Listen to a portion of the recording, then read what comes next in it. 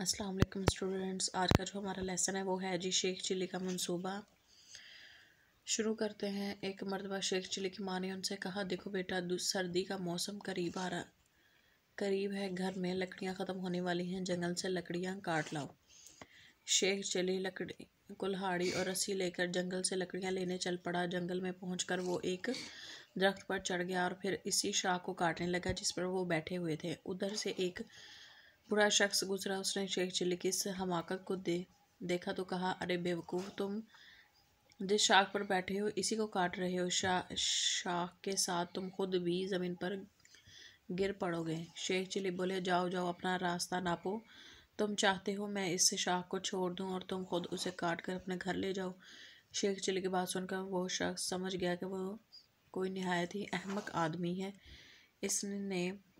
इसको नसीहत करना फजूल है। वो आगे बढ़ गया। अभी वो चंद कदम ही चला कि शेख चिल्ली शाख समेत ज़मीन पर आ रहे।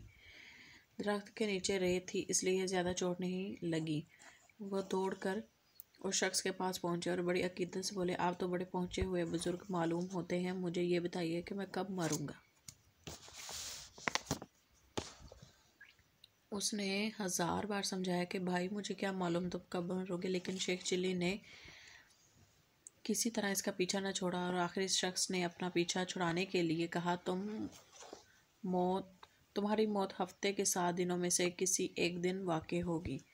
अगले 7 दिनों के दौरान शेख चिल्ली ने अपने लिए कब्रिस्तान में एक कब्र तैयार करा ली और जब 7 दिन गुजर गए तो वो जाकर इस कब्र में लेट गए। थोड़ी देर बाद एक शख्स अंडों की टोकरी लिए शेख चिल्ली की कब्र के पास आकर सस्ताने के लिए बैठ गया और ऊंची आवाज़ में अपने आप से कहने लगा, हाय मैं कितना थक गया हूँ, अब मुझसे चला भी नहीं जा रहा। यहाँ कोई मजदूर भी नहीं जो अंडों की टोकरी मेरे घर तक ले जाए।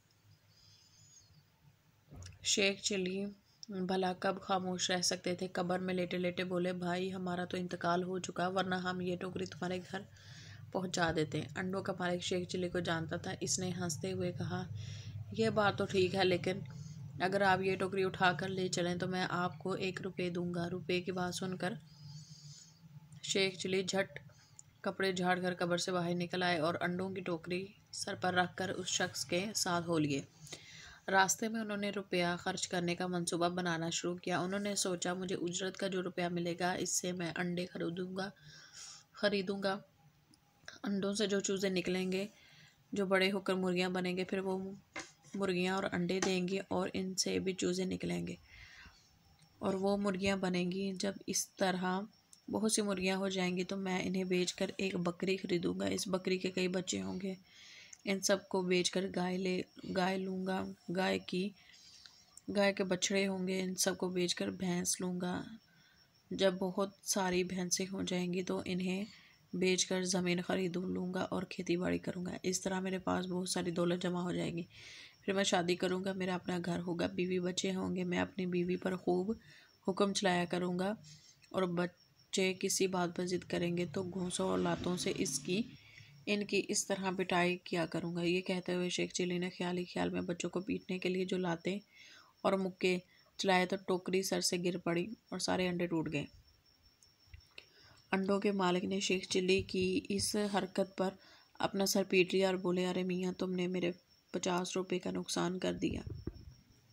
शेख चिल्ली ने गुस्से से जवाब दिया, तुम्हें अपने 50 रुपये की पड़ी है, मेरा तो सारा ख़ानदान ही तबाह हो गया। अभी इसी में हम अपने मश्क को कवर करेंगे। शेख चिल्ली ये एक फ़र्ज़ी नाम है और हर ऐसे शख्स के लिए इस्तेमाल किया जाता है जो अहमकों की तरह सोचे और अहमकों की तरह काम करे। मायने लिखिए। अल्फाज: फजूल, हमाकत, अकीदत, इंतकाल, उजरत। इधर मैंने इनकी नंबरिंग मेंशन कर दी है। कवायद: जेल के जुमलों में फ़ाइल या मफ़ूल की जगह ज़मीरें लगाएं। हाँ जी, ये इनकी नीचे लिखी हुई हैं। मैंने इधर लिख दिया है। पहले में तुम, हम, मैं, वो, उन्हों, मुझे, हमें, तुम्हें, उसे, इन्हें। हाँ जी, खाली जगह में सही जवाब चुनकर लिखिए। शेख चिल्ली डैश आदमी को कहते हैं, ख्याली पुलाव पकाने वाले को। शेख चिल्ली एक डैश नाम है, फ़र्ज़ी। शेख चिल्ली ज़ख्मी इसलिए नहीं हुए कि नीचे रेत थी। शेख चिल्ली की कहानी हमें ये दर्श देती कि हमें हमेशा डर से काम लेना चाहिए, एहतियात से, होश से, अक्ल से।